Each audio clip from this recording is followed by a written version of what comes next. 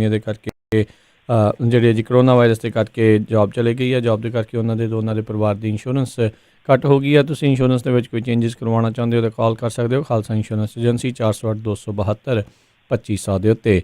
ਨਾਲ ਹੀ Krishan Dhanota Yuba City, Gurpal Singh Sandhu Antelope, Baljinder Singh Nijjar Woodland, GN tyre and lube ਵਾਲੇ, ਜਿਨ੍ਹਾਂ ਦੇ ਕੋਲੋਂ ਤੁਸੀਂ truck wash, oil change, air brake ਦਾ ਕੰਮ ਕਰਵਾ ਸਕਦੇ ਹੋ। ਨਵੇਂ ਪੁਰਾਣੇ ਟਾਇਰ ਵਾਜਿਬ ਕੀਮਤਾਂ 'ਤੇ ਖਰੀਦ ਸਕਦੇ ਹੋ। ਸੈਂਟਾ ਨੈਲਾ ਮੰਡੇਰਾ ਦੇ ਵਿੱਚ ਲੋਕੇਸ਼ਨ ਨੇ। ਕਾਲ ਕਰ ਸਕਦੇ ਹੋ ਨਿਮਾ ਸਹੋਤਾ 209-277-013 ਦੇ ਉੱਤੇ। West Coast truck driving school Fresno ਵਾਲੇ, ਜਿਹੜੇ ਕਿ ਤੁਹਾਨੂੰ ਟਰੱਕ ਦਾ ਲਾਇਸੈਂਸ ਵਧੀਆ ਸਿਖਲਾਈ ਦੇ ਕੇ ਘੱਟ ਸਮੇਂ ਦੇ ਵਿੱਚ ਲੈਣ 'ਚ ਸਹਾਇਤਾ ਕਰਦੇ ਨੇ। ਕਾਲ ਜੀਤ ਅਟਵਾਲ 559-374-4541। ਇਹਨਾਂ ਸਾਰਿਆਂ ਦਾ ਬਹੁਤ ਬਹੁਤ ਧੰਨਵਾਦ। ਜੇਕਰ ਤੁਸੀਂ ਜਾਂ ਕੋਈ ਹੋਰ ਕਾਰੋਬਾਰ ਇਸ ਪ੍ਰੋਗਰਾਮ ਨੂੰ ਸਪਾਂਸਰ ਕਰਨਾ ਚਾਹੁੰਦੇ ਹੋ, ਸੰਪਰਕ ਕਰ ਸਕਦੇ ਹੋ ਨੰਬਰ 408-722-7698 ਦੇ ਉੱਤੇ। ਮਿੰਟੂ ਜੀ, ਗੱਲਬਾਤ ਦਾ ਸਿਲਸਿਲਾ ਸ਼ੁਰੂ ਕਰਦੇ ਹਾਂ। ਸਾਧੂਆਂ ਦੀ ਹੱਤਿਆ ਮਾਮਲੇ ਦੇ ਵਿੱਚ 101 ਗ੍ਰਿਫਤਾਰ ਲੋਕਾਂ ਦੇ ਵਿੱਚੋਂ ਕੋਈ ਮੁਸਲਿਮ ਨਹੀਂ, ਗ੍ਰਹਿ ਮੰਤਰੀ ਮਹਾਰਾਸ਼ਟਰ ਦੇ ਨੇ ਦੱਸਿਆ। ਹਾਂਜੀ ਬਿਲਕੁਲ, ਇਹ ਘਟਨਾ ਜਿਹੜੀ ਹੈ ਨਾ ਉਹ ਵੀਰਵਾਰ ਵਾਪਰੀ ਸੀਗੀ, ਪਰ ਉਹਦਾ ਪਤਾ ਜਿਹੜਾ ਉਸ ਵੇਲੇ ਲੱਗਿਆ ਜਦੋਂ 3 ਦਿਨਾਂ ਬਾਅਦ ਵੀਡੀਓ ਵਾਇਰਲ ਹੋਈ। ਤੁਹਾਨੂੰ ਪਤਾ ਹੀ ਅੱਜ ਕੱਲ੍ਹ ਜਦ ਤੱਕ ਚੀਜ਼ਾਂ ਵਾਇਰਲ ਨਹੀਂ ਹੁੰਦੀਆਂ ਤਦ ਤੱਕ ਉਹ ਚਰਚਾ ਦਾ ਵਿਸ਼ਾ ਨਹੀਂ ਬਣਦੀਆਂ। ਤਾਂ ਉਸ ਤੋਂ ਬਾਅਦ ਫਿਰ ਇਸ ਮਾਮਲੇ ਨੇ ਤੂਲ ਫੜਿਆ, ਸਿਆਸੀ ਪ੍ਰਤੀਕਰਮ ਆਏ, ਲੋਕਾਂ ਦਾ ਗੁੱਸਾ ਉਬਲਿਆ। ਕਿਉਂਕਿ ਹੋਇਆ ਕੀ ਸੀਗਾ ਕਿ ਕੰਦਾਵਲੀ ਤੋਂ ਬੰਬੇ ਤੋਂ ਜਾਨੀ ਇਹਨਾਂ ਨੇ ਆਉਣਾ ਸੀ ਸੂਰਤ, 2 ਸਾਧੂਆਂ ਨੇ, ਕਿਉਂਕਿ ਇਹਨਾਂ ਦਾ ਕੋਈ ਸੱਜਣ ਸਾਥੀ ਚੱਲ ਵਸਿਆ ਸੀਗਾ, ਉਹਦੀਆਂ ਰਸਮਾਂ 'ਚ ਭਾਗ ਲੈਣਾ ਸੀਗਾ ਇਹਨਾਂ ਨੇ। ਤਾਂ ਪਾਲ ਘਰ ਦੇ ਨੇੜੇ ਇੱਕ ਜੰਗਲ ਪੈਂਦਾ, ਉਹ ਗੜ੍ਹ ਚਿੰਚਲੇ ਪਿੰਡ ਹੈ ਸ਼ਾਇਦ, ਉਹ ਆਦਿਵਾਸੀਆਂ ਦਾ ਇਲਾਕਾ। ਤਾਂ ਉੱਥੇ ਇਹਨਾਂ ਨੂੰ ਜੰਗਲਾਤ ਵਾਲਿਆਂ ਨੇ ਰੋਕ ਲਿਆ ਸੀਗਾ।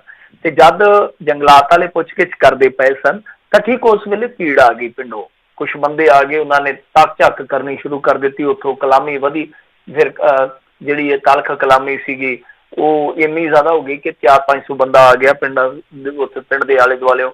ਤਾਂ ਹੋਇਆ ਕਿ ਉਹਨਾਂ ਨੂੰ ਕੁੱਟਣ ਲੱਗ ਪਏ। ਉਸ ਤੋਂ ਬਾਅਦ ਜੰਗਲਾਤ ਵਾਲਿਆਂ ਨੇ ਫੋਨ ਕੀਤਾ, ਪੁਲਿਸ ਆ ਗਈ।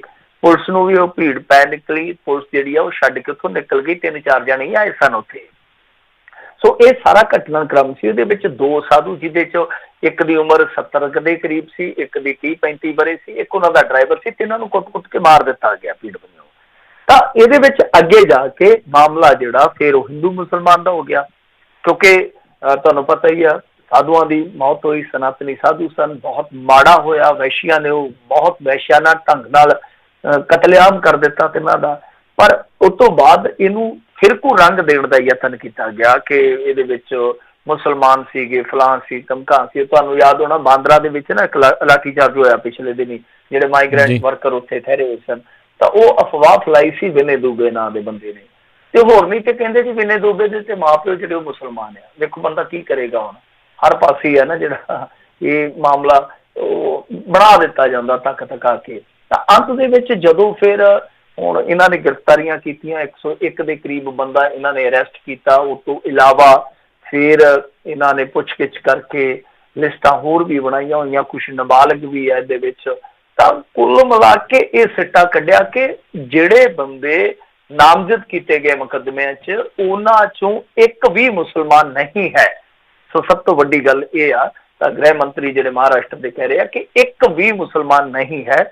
ਸੋ ਇਸ ਘਟਨਾ ਦਾ ਫਿਰਕੂਕਰਨ ਬਹੁਤ ਸ਼ਿੱਦਤ ਦੇ ਨਾਲ ਕੀਤਾ ਗਿਆ, ਪਰ ਚਲੋ ਇਹਨਾਂ ਨੇ ਵੇਲਾ ਸੰਭਾਲ ਲਿਆ। ਕੁਛ ਉद्धਵ ਠਾਕਰੇ ਨੇ ਬਹੁਤ, ਮੈਂ ਕਹੂੰਗਾ ਕਿ ਸ਼ਾਨਦਾਰ ਕੰਮ ਕਰਵਾਇਆ ਇਸ ਮਾਮਲੇ 'ਚ। ਆਪ ਦਿਲਚਸਪੀ ਲੈ ਕੇ ਉਹਨੇ ਅਪੀਲ ਵੀ ਕੀਤੀ ਸੀਗੀ ਕਿ ਇਸ ਮਾਮਲੇ ਨੂੰ ਫਿਰਕਾ ਪ੍ਰਸਤੀ ਦੇ ਨਾਲ ਨਾ ਜੋੜਿਆ ਜਾਵੇ। ਪਰ ਤੁਹਾਨੂੰ ਪਤਾ ਹੀ ਹੈ ਨਾ ਕਿ ਇਸ ਤਰ੍ਹਾਂ ਆਦਤਾਂ ਹੈਗੀਆਂ ਨੇ, ਕੁਛ ਲੋਕਾਂ ਦੀਆਂ ਸਾਜ਼ਿਸ਼ਾਂ ਹੈਗੀਆਂ ਨੇ। ਪਰ ਅਸਲ ਦੇ ਵਿੱਚ ਕਹਾਣੀ ਇੱਥੇ ਹੀ ਖੜਦੀ ਹੈ ਕਿ ਮੌਬ ਲਿੰਚਿੰਗ ਕਿਉਂ ਨਹੀਂ ਰੁਕਦੀ। ਕਿਉਂਕਿ ਦੇਖੋ ਇਹ ਵੀ ਮੌਬ ਲਿੰਚਿੰਗ ਜਿਹੜੀ ਹੈ ਨਾ ਉਹ ਰਿਊਮਰ ਕਰਕੇ ਹੋਈ ਆ। ਰਿਊਮਰ ਇਹ ਸੀਗਾ ਕਿ ਕੁਛ ਲੋਕ ਲਾਕਡਾਊਨ ਦੀ ਆੜ ਦੇ ਵਿੱਚ ਬੰਦੇ ਚੁੱਕਦੇ ਆ, ਤੇ ਬੰਦੇ ਚੁੱਕ ਕੇ ਉਸ ਤੋਂ ਬਾਅਦ ਉਹਨਾਂ ਨੂੰ ਮਾਰ ਕੇ ਉਹਨਾਂ ਦੇ ਜਿਹੜੇ ਅੰਗ ਆ, ਔਰਗਨ ਆ ਜਿਹੜੇ, ਉਹ ਕੱਢ ਕੇ ਵੇਚ ਦਿੰਦੇ ਆ। ਤਾਂ ਉਹਨਾਂ ਨੇ ਇਸ ਰਿਊਮਰ ਦੇ ਚੱਲਦਿਆਂ, ਇਸ ਅਫਵਾਹ ਦੇ ਚੱਲਦਿਆਂ ਮੌਬ ਲਿੰਚਿੰਗ ਕੀਤੀ ਆ। ਤਾਂ ਸੁਪਰੀਮ ਕੋਰਟ ਆਲਰੇਡੀ ਇੱਕ ਬਹੁਤ ਵੱਡੀ ਗਾਈਡਲਾਈਨ ਇਹਦੇ ਤੇ ਜਾਰੀ ਕਰ ਚੁੱਕੀ ਆ। ਹੁਣ ਦੇਖੋ ਜੇ ਉਸ ਗਾਈਡਲਾਈਨ ਦੇ ਮੁਤਾਬਕ ਟਾਸਕ ਫੋਰਸ ਬਣੀ ਹੁੰਦੀ, ਨੋਡਲ ਅਧਿਕਾਰੀ ਹੁੰਦਾ, ਤਾਂ ਉਹ ਕੁਇਕਲੀ ਰਿਸਪੌਂਡ ਕਰਦੇ। ਤੁਸੀਂ ਸੋਚੋ ਜੇ ਉੱਥੇ ਹੁਣ 4 ਡੰਡੇ ਵਾਲਿਆਂ ਦੀ ਥਾਂ ਤੇ ਉੱਥੇ ਜੇ 14 ਪੁਲਿਸੀ ਹਥਿਆਰਬੰਦ ਹੁੰਦੇ ਤੇ ਸ਼ਾਇਦ ਭੀੜ ਨੂੰ ਡਰਾ ਲੈਂਦੇ। ਤੇ ਜਿੱਥੇ 300-400 ਭੀੜ ਹੈ ਉੱਥੇ 3-4 ਡੰਡਿਆਂ ਵਾਲੇ ਪੁਲਿਸ ਵਾਲੇ ਘੱਲਦੇ ਨੇ। ਇਹ ਕਿੱਥੋਂ ਦਾ, ਮੈਂ ਕਹੂੰਗਾ ਕਿ ਸਿਆਣਪ ਵਾਲਾ ਪੇਸ਼ੇਵਰਾਨਾ ਢੰਗ ਆ ਪੁਲਿਸ ਦਾ। ਸੋ ਪੁਲਿਸ ਤੇ ਉੱਥੇ ਬਹੁਤ ਸਵਾਲ ਉੱਠਦੇ ਪਏ। 1-2 ਤੇ ਕਾਰਵਾਈ ਵੀ ਹੋਈ ਆ, ਪਰ ਕਾਰਵਾਈ ਜਿਹੜੀ ਆ ਹੋਰ ਵੀ ਹੋਣੀ ਚਾਹੀਦੀ ਆ, ਸਖਤ ਕਾਰਵਾਈ ਹੋਣੀ ਚਾਹੀਦੀ ਆ ਕਿ ਜਿਹੜੇ ਵੱਡੇ ਅਧਿਕਾਰੀ ਸੀਗੇ ਉਹਨਾਂ ਨੇ ਘੱਲਿਆ ਹੀ ਕਿਉਂ ਹੈ ਨਾ। ਮੈਂ ਕਹੂੰਗਾ ਕਿ ਇੱਕ ਛੋਟਾ ਜਿਹਾ ਦਸਤਾ ਜਿਹੜਾ ਉੱਥੇ ਭੇਜਣਾ ਹੀ ਨਹੀਂ ਸੀਗਾ, ਤਾਂ ਫੋਰਸ ਜਾਣੀ ਚਾਹੀਦੀ ਸੀ ਤਾਂ ਕਿ ਸਥਿਤੀ ਨੂੰ ਸੰਭਾਲਿਆ ਜਾਂਦਾ। ਬਹੁਤ ਮਾੜੀ ਗੱਲ ਆ, ਜਿੰਨੇ ਵੀ ਕਤਲ ਕੀਤਾ ਉਹ ਕਾਤਲ ਆ, ਜਿੰਨੇ ਵੀ ਇਹਨਾਂ ਸਾਧੂਆਂ ਦਾ ਵਹਿਸ਼ਿਆਨਾ ਢੰਗ ਨਾਲ ਖਾਤਮਾ ਕੀਤਾ ਉਹ ਇਸ ਵੇਲੇ ਕਹੀਏ ਕਿ ਇਨਸਾਨ ਨਾ ਹੋ ਕੇ ਹੈਵਾਨ ਆ, ਉਹਨੂੰ ਸਜ਼ਾ ਦੇਣੀ ਚਾਹੀਦੀ ਹੈ। ਪਰ ਮੌਬ ਲਿੰਚਿੰਗ ਵਾਸਤੇ ਜਦ ਸੁਪਰੀਮ ਕੋਰਟ ਨੇ ਗਾਈਡਲਾਈਨ ਜਾਰੀ ਕੀਤੀਆਂ ਤਾਂ ਕੇਂਦਰ ਇਹਨੂੰ ਕਿਉਂ ਨਹੀਂ ਲਾਗੂ ਕਰਵਾ ਪਾਉਂਦਾ? ਲੋਕਡਾਊਨ ਵੀ ਤੇ ਲਾਗੂ ਹੋਇਆ ਪਿਆ ਨਾ ਪੂਰੇ ਦੇਸ਼ ਦੇ ਵਿੱਚ, ਇਹ ਕਿਉਂ ਨਹੀਂ ਕਰਵਾ ਪਾਉਂਦਾ? ਇਹ ਇਹਨਾਂ ਨੂੰ ਜਵਾਬ ਦੇਣਾ ਚਾਹੀਦਾ, ਕਿਉਂਕਿ ਮੌਬ ਲਿੰਚਿੰਗ ਤੁਹਾਨੂੰ ਪਤਾ ਹੀ ਆ ਕਿ ਮੁੜ ਕੇ ਕੌਮਾਂਤਰੀ ਪੱਧਰ ਤੇ ਕਿੱਡੀ ਵੱਡੀ ਬਦਨਾਮੀ ਦਿੰਦੀ ਹੈ। ਜੀ ਜੀ ਬਿਲਕੁਲ। ਅਤੇ ਇਹ ਤਾਂ ਮਿੰਟੂ ਜੀ ਕਿਸੇ ਦੀ ਵੀ ਮੌਬ ਲਿੰਚਿੰਗ ਹੋਵੇ ਉਸ ਦੇ ਉੱਤੇ ਸਖਤ ਕਾਰਵਾਈ ਹੋਣੀ ਚਾਹੀਦੀ, ਪਰ ਅਫਸੋਸ ਵਾਲੀ ਗੱਲ ਆ ਕਿਤੇ ਨਾ ਕਿਤੇ ਇਹ ਕਈ ਵਾਰੀ ਜਿਹੜਾ ਪਾਸਾ ਵੱਟ ਜਾਂਦੇ ਨੇ, ਗਿਣੀਆਂ ਚੁਣੀਆਂ ਚੀਜ਼ਾਂ ਜਿਹੜੀਆਂ ਉਹ ਚੱਕ ਲੈਂਦੇ ਨੇ। ਸਾਰਿਆਂ ਦੇ ਨਾਲ ਇਨਸਾਫ ਜਿਹੜਾ ਇਸ ਚੀਜ਼ ਦੇ ਵਿੱਚ ਹੋਣਾ ਚਾਹੀਦਾ ਆ। ਅਗਲੀ ਜਿਹੜੀ ਮਿੰਟੂ ਜੀ ਗੱਲ ਕਰਦੇ ਜਾਈਏ ਤਾਂ ਕਹਿੰਦੇ ਹੁਣ ਕੇਂਦਰ ਨੇ ਪੰਜਾਬ ਨੂੰ ਕਿਹਾ ਦੁਕਾਨਾਂ ਖੋਲ੍ਹਣ ਦੀ ਛੋਟ ਦਿਓ, ਕੈਪਟਨ ਸਰਕਾਰ ਨੂੰ ਭੇਜੀ ਚਿੱਠੀ। ਇਹਨਾਂ ਦਾ ਆਪਸ ਦੇ ਵਿੱਚ ਨਾ ਤੂੰ ਤੜਾਕਾ ਵਾਲਾ ਕੰਮ ਚੱਲਦਾ ਪਿਆ ਵਾ, ਕਿਉਂਕਿ ਜਿਹੜੀ ਹੈਗੀ ਆ ਪੰਜਾਬ ਸਰਕਾਰ, ਇਹ ਮੇਰੇ ਖਿਆਲ ਦੇ ਨਾਲ ਇਹਨਾਂ ਤੋਂ 2 ਕਦਮ ਅੱਗੇ ਚੱਲਦੇ, ਕਿਉਂਕਿ ਜਦੋਂ ਇਹਨਾਂ ਨੇ ਹਦਾਇਤਨਾਮਾ ਜਾਰੀ ਕੀਤਾ ਸੀਗਾ ਨਾ ਲਾਕਡਾਊਨ ਪਾਰਟ 2 ਦਾ, ਤਾਂ ਉਹਦੇ ਵਿੱਚ ਇਹਨਾਂ ਨੇ ਐਕਸਟਰਾ ਕੁਝ ਛੋਟਾਂ ਦੇ ਦਿੱਤੀਆਂ ਸਨ ਪੰਜਾਬ ਵਾਲਿਆਂ ਨੇ। ਮਤਲਬ ਕਿ ਇਸ ਤਰ੍ਹਾਂ ਕਿਹਾ ਸੀਗਾ ਇਹਨਾਂ ਨੇ ਕਿ ਜੋ ਇਲੈਕਟ੍ਰੋਨਿਕ ਦੇ ਪੱਖੇ ਵਗੈਰਾ ਹੁੰਦੇ ਆ, AC ਕੂਲਰ, ਰੁੱਤ ਆਈ ਪਈ ਆ ਕਿ ਇਹ ਦੁਕਾਨਾਂ ਖੋਲ ਸਕਦੇ ਆ। ਤਾਂ ਇਸ ਤਰ੍ਹਾਂ ਮੋਬਾਈਲ ਰੀਚਾਰਜ ਵਾਸਤੇ ਜਾਂ ਕੁਝ ਹੋਰ ਇਸ ਤਰ੍ਹਾਂ ਐਕਸਟਰਾ ਛੂਟਾਂ ਜਿਹੜੀਆਂ ਉਹ ਇਹਨਾਂ ਨੇ ਕਹੀਆਂ ਸਨ।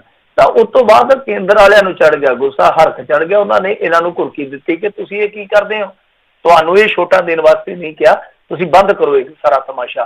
ਤਾਂ ਇਹਨਾਂ ਨੇ ਨਾਲ ਦੀ ਨਾਲ ਸਾਰੀਆਂ ਛੋਟਾਂ ਹੀ ਬੰਦ ਕਰ ਦਿੱਤੀਆਂ ਸਨ, ਕਹਿੰਦੇ ਅਸੀਂ ਕੱਖ ਵੀ ਨਹੀਂ ਦਿੰਦੇ।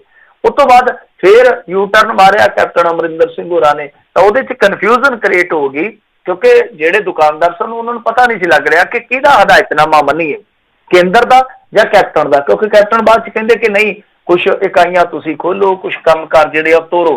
ਪਰ ਜਦ ਤੱਕ ਇੱਕ ਬਹੁਤ ਵੱਡਾ ਭੰਬਲ ਭੂਸਾ ਜਿਹੜਾ ਉਹ ਪੈਦਾ ਹੋ ਚੁੱਕਾ ਸੀਗਾ, ਤਾਂ ਦੁਕਾਨਦਾਰ ਕਹਿੰਦੇ ਕਿ ਅਸੀਂ ਮੋਦੀ ਸਾਹਿਬ ਦੀ ਮੰਨੀਏ ਜਾਂ ਕਪਤਾਨ ਸਾਹਿਬ ਦੀ ਮੰਨੀਏ, ਸਮਝ ਤੋਂ ਬਾਹਰ ਦੀ ਗੱਲ ਆ। ਔਰ ਪੁਲਿਸ ਤੇ ਤੁਹਾਨੂੰ ਪਤਾ ਕਿਸੇ ਦੀ ਵੀ ਨਹੀਂ ਮੰਨਦੀ, ਅੱਜ ਕੱਲ੍ਹ ਕਰਫਿਊ ਦਾ ਦੌਰ ਆ।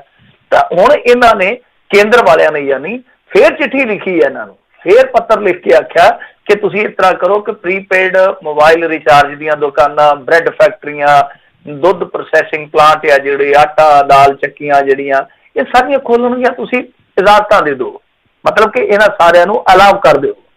ਤਾਂ ਇਹ ਆਪਣੇ ਆਪ ਦੇ ਵਿੱਚ ਬਹੁਤ ਹੈਰਾਨ ਕਰਨ ਵਾਲੀ ਗੱਲ ਹੈ ਕਿ ਕੇਂਦਰ ਸਰਕਾਰ ਕੀ ਸੋਚ ਕੇ ਚੱਲ ਰਿਹਾ ਕਿ ਜੋ ਪੰਜਾਬ ਪਹਿਲਾਂ ਹੀ ਕਰਨ ਜਾ ਰਿਹਾ ਸੀਗਾ, ਜੋ ਪੰਜਾਬ ਆਪਣੇ ਪੱਧਰ ਤੇ ਹੀ ਫੈਸਲਾ ਲੈਣ ਜਾ ਰਿਹਾ ਸੀਗਾ, ਤਾਂ ਤੁਸੀਂ ਉਹਨਾਂ ਨੂੰ ਰੁਕਵਾ ਕੇ, ਉਹਨਾਂ ਨੂੰ ਤੁਸੀਂ ਉੱਥੇ ਠੱਲ ਕੇ ਫਿਰ 2-3 ਦਿਨਾਂ ਬਾਅਦ ਕਹਿੰਦੇ ਕਿ ਨਹੀਂ ਜੀ ਖੋਲ ਦਿਓ। ਇਹ ਕਰ ਕੀ ਰਿਹਾ? ਸਮਝ ਤੋਂ ਪਰੇ ਦੀ ਗੱਲ ਆ।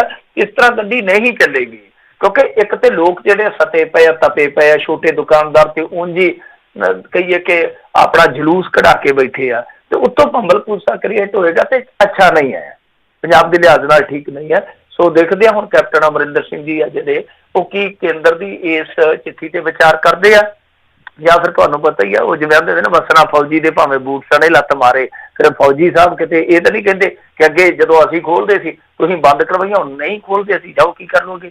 ਤਾਂ ਕਿਤੇ ਇਹੋ ਜਿਹੀ ਅੜੀ ਫਸੀ ਨਾ ਹੋ ਜਾਵੇ। ਪਰ ਮੇਰੇ ਹਿਸਾਬ ਦੇ ਨਾਲ ਦੇਖੋ, ਜਿੰਨਾ ਵੀ ਖੁੱਲ ਸਕਦਾ, ਸਾਡਾ ਜੋ ਵੀ ਕੰਮ ਕਰ ਤੁਰ ਸਕਦਾ, ਉਹ ਤੋਰਨਾ ਚਾਹੀਦਾ। ਇਸ ਵੇਲੇ ਸਮੇਂ ਦੀ ਮੰਗ ਆ, ਠੀਕ ਆ।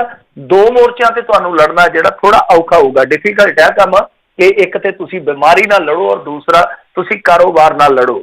ਤਾਂ ਪਰ ਜੇ ਬੰਦਾ ਇਹਨਾਂ ਦੋਨਾਂ ਲੜਾਈਆਂ ਨੂੰ ਇੱਕੋ ਵੇਲੇ ਲੜ ਕੇ ਜਿੱਤ ਗਿਆ ਤਾਂ ਸਮਝ ਲਓ ਉਹਦੀ ਬੱਲੇ ਬੱਲੇ ਆ। ਕੇਰਲ ਨੇ ਜਿਵੇਂ ਕਰ ਵਿਖਾਇਆ, ਤਾਂ ਉਹਨਾਂ ਨੇ ਆਪਣੀ ਬਿਮਾਰੀ ਜਿਹੜੀ ਆ ਸਟੇਟ ਦੀ ਉਹ ਵੀ ਠੱਲੀ ਆ, ਨਾਲ ਪਲੱਸ ਆਪਣਾ ਕਾਰੋਬਾਰ ਵੀ ਥੋੜਾ ਰਮਤਾ ਉਹਨਾਂ ਨੇ ਚਲਾਇਆ। ਬਾਕੀ ਕਰੋਨਾ ਨਾਲ ਜੁੜੀਆਂ ਜਿਹੜੀਆਂ ਕੁਛ ਗੱਲਾਂ ਬਾਤਾਂ ਮੈਂ ਤੁਹਾਨੂੰ ਦੱਸ ਦਿੰਦਾ।